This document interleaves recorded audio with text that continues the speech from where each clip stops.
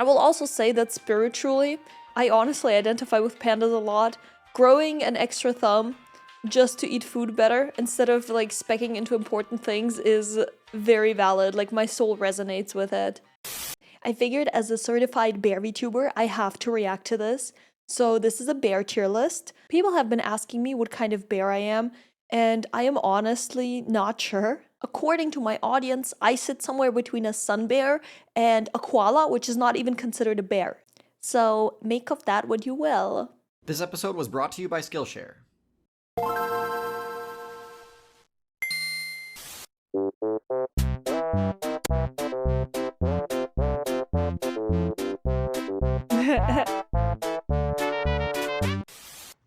Question: what kind of bear is best? Every so often, the metagame of Outside breaks into the mainstream for a bit.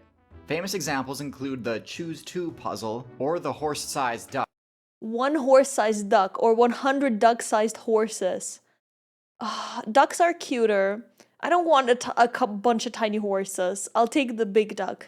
Or 100 duck-sized horses meme. But perhaps the most famous example is the simple question posed by Jim Halpert in Season 3, Episode 21 of The Office, where he asks what kind of bear is best. But before we answer that, let's take a step back and hear how Dwight responds. There are basically two schools of thought. He doesn't get to finish his sentence before he gets cut off, but he's right. There are two schools of thought. Those being the generalist approach and the specialist approach. Specialist bears, panda, sun bear, that would be me, sloth bear, polar bear, and then there's also brown bears and black bears. So the only one I've not heard as much about is the sloth bear in this category. So let's see. Which school of thought is better when trying to optimize a bear build? I think the best way to answer that is to outline each approach's most relevant members and rank each of them on a tier list. So without further ado, let's get into it. Perhaps one of the most famous examples of a specialist bear is the panda. I don't think many players would dispute that pandas are easily one of the worst builds in the current meta. What they will dispute is why. Yes. A lot of players think that pandas are garbage because they have an extremely low respawn rate. Yeah, so a pregnancy rate. Also, they only eat bamboo. I think they sleep a bunch. I may be wrong about that one. From what I remember, they're kind of bad parents. And they're just kind of clumsy. But I will say pandas are very, very cute. So I can forgive them for that. However, I do think they would probably rank really low in a tier list in terms of survival, because I think they've been having some issues with that. But pandas actually give birth just as often as other bears. Yes, it's rare, but that hasn't stopped the higher tier bears. What's really holding these bears back is their absolute dependence on bamboo. Of all the specialized bears, pandas are by far the most over-specialized. The combination of stats and abilities they've got have made it so even if they decided to stop being strict herbivores and pursue a more generalist approach, they can't really do it without a massive respec. They've got the bite force comparable to lions and tigers, but with mobility and stealth as low as theirs, there's no way they'd ever be able to make use of it against another player. Pandas use most of their evolution points on their special ability Pseudo-Thumb, a bony-like appendage that allows them to better hold on to bamboo. The rest of their evolution points, I assume, were spent on their ridiculous palette swap. I think they were like, man, we got all these skill points. Let's invest them in a useless thumb just so we can eat more. So valid, so real. This is the only bear I could even consider being below average. We have to jump all the way up. Ooh, F tier. Look, I would have put them in D, but maybe I'm giving them too much credit here.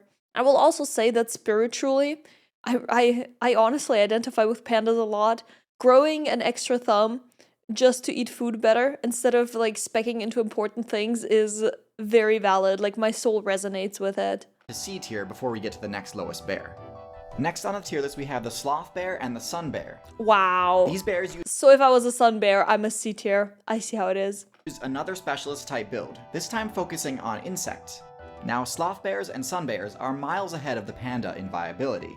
Insects, especially beehives, are a great source of XP, assuming you can tank the damage from the stings.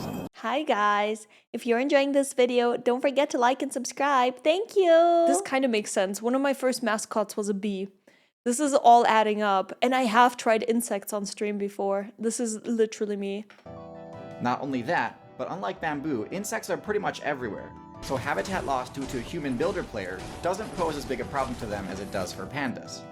What keeps them down is that although they're great at tearing into well-fortified ant and bee bases, they're actually not very good at defending themselves.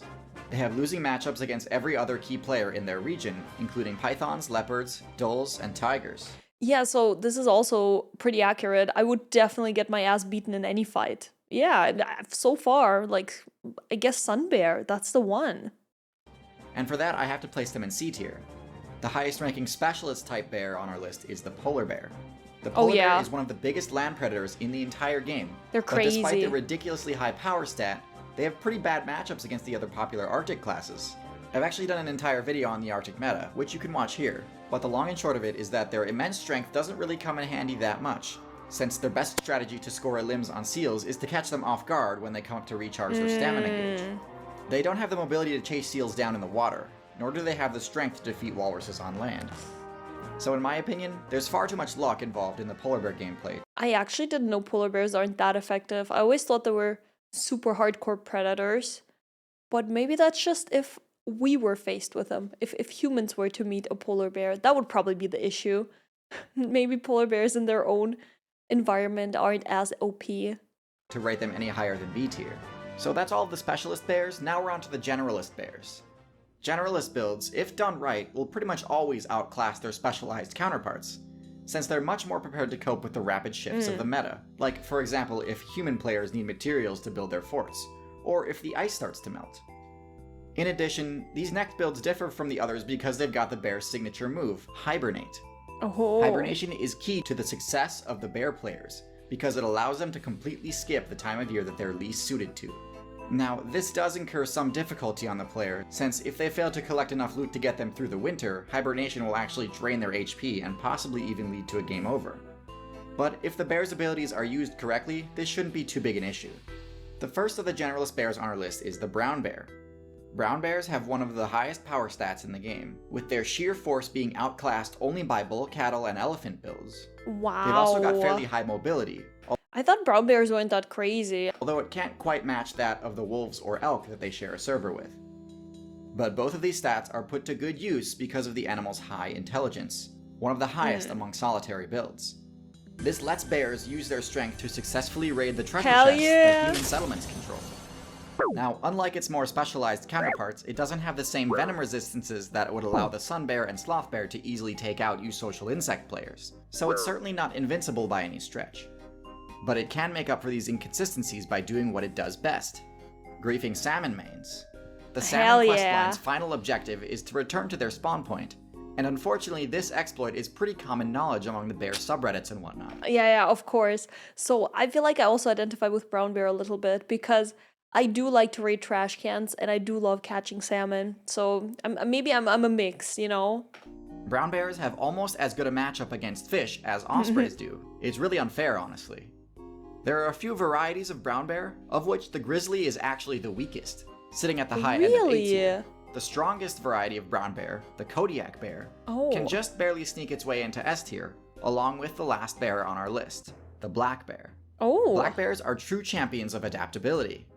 When the Anthropocene patch dropped, every other North American bear actually quit the server, including one of the Ice Age meta's top tiers, the cave bear.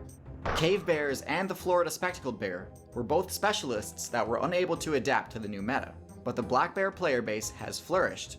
This is thanks to having slightly scaled back versions of all the brown bear's abilities, plus extremely high arboreal mobility. This allows them to get access to valuable loot sources such as tree nuts, beehives, and birds' nests. So yeah, Jim is kinda right when he says the classic line, false, black bear. Skills are essential for any effective character. He knew! Well, there you go. I did not know that about black bears. I can't believe I'm like a B or C tier. That's crazy. But instead of spending millions of years saving up the evolution points necessary to get them, you can unlock skills right now by using Skillshare. Oh my god, I'll go to Skillshare and unlock more bear abilities, and then I'll also get to S tier. Let's go!